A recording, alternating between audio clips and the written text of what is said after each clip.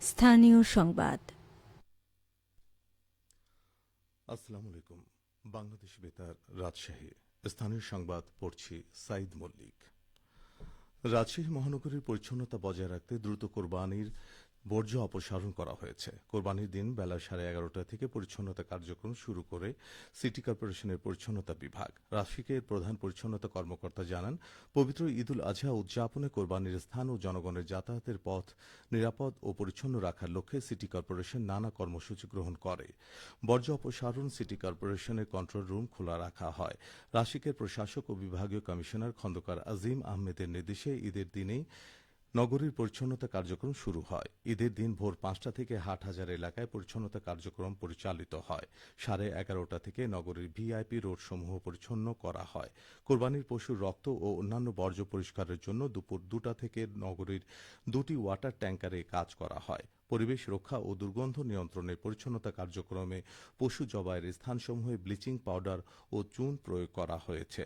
তিনি আরও জানান, কেন্দ্রীয় মনিটরিং কার্যক্রমের পাশাপাশি ওয়ার্ড পর্যায়ে পরিচ্ছন্ন কর্মীরা ভ্যানের মাধ্যমে বর্জ্য সংগ্রহ করে তা সেকেন্ডারি ট্রান্সফার স্টেশনে জমা করা হয়। পরে সেগুলো নগরীর বাইরে নির্দিষ্ট ভাগারে স্থানান্তর করা হয়।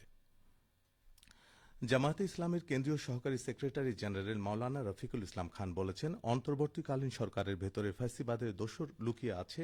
এরা ভেতরে বাইরে থেকে এই সরকারের বিরুদ্ধে ষড়যন্ত্র করছে।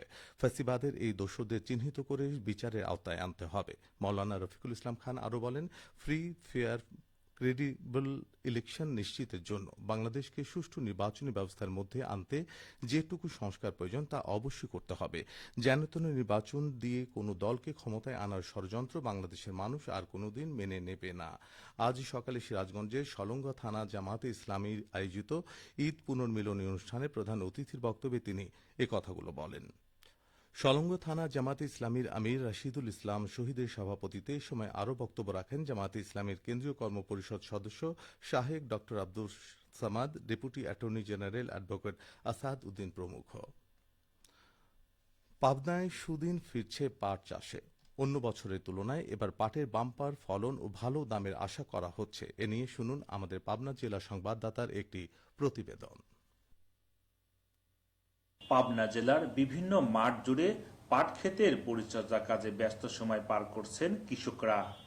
পাটের দাম বেড়ে যাওয়ায় এবার পাট চাষে ঝুঁকেছেন কৃষকরা। পাট চাষ করে কৃষক এখন অনেক লাভবান হচ্ছেন বলেও জানান জেলা কৃষি সম্প্রসারণ অধিদপ্তরের উপপরিচালক জাহাঙ্গীর আলম প্রামাণিক। আসলে সোনালী আঁশ নামে পরিচিত বাংলাদেশের যে ঐতিহ্যবাহী একটা ফসল, এটা আমরা গর্ব অনুভব করি যে পাবনা জেলায় যে একটা আমাদের ঐতিহ্য, যেটা অন্যান্য জেলায় হারিয়ে যাচ্ছে, কিন্তু পাবনা জেলায় ঐতিহ্য এখনো বজায় রয়েছে। পাট এবার উৎপাদন লক্ষ্যমাত্রা ছিল 42,500 হেক্টর, কিন্তু ইতিমধ্যে আমরা 42,665 হেক্টর জমিতে আবাদ করে ফেলেছি, বপন হয়ে গেছে বীজ। আমরা লক্ষ্যমাত্রা অর্জনের করেও এটা এক্সিড হয়ে গেছে। আমাদের উৎপাদন লক্ষ্যমাত্রা আছে 5,52,129 মেট্রিক টন। আশা করা যায় উৎপাদন লক্ষ্যমাত্রাও আমরা অতিক্রম করতে পারবো। ভালো ফলনের সঙ্গে সঙ্গে পানির অভাবে পাট জাগ দিতে না পারার চ্যালেঞ্জও দেখছেন জেলা কৃষি সম্প্রসারণ অধিদপ্তরের উপপরিচালক। হ্যাঁ, পাট সবসময় লাভজনক ফসল, কিন্তু এর কিছু থ্রেট রয়েছে। যেমন বীজ বপনের সময় যদি বৃষ্টি হয়ে যায়, কৃষকদের জন্য বিড়ম্বনার শিকার হয়, এবং পাটের আঁশের জন্য যে পচানোর জায়গাটা সীমিত হয়ে আসছে, এই কিছু বাধা রয়েছে। কিন্তু যদি সাকসেসফুলি আমরা উৎপাদন করতে পারি, তাহলে পাট বরাবরই লাভজনক একটা ফসল। এবার পাবনা জেলার বিভিন্ন উপজেলায় 42,665 হেক্টর জমিতে পাট আবাদ হয়েছে। শামসুল আলম, পাবনা জেলা সংবাদদাতা, বাংলাদেশ বেতার, রাজশাহী। এদিকে নাটোরে পাট প্রণোদনা কর্মসূচির আওতায় জেলার মোট 4,800 জন কৃষকের মাঝে বীজ ও রাসায়নিক সার সহ কৃষি উপকরণ প্রদান করা হয়েছে।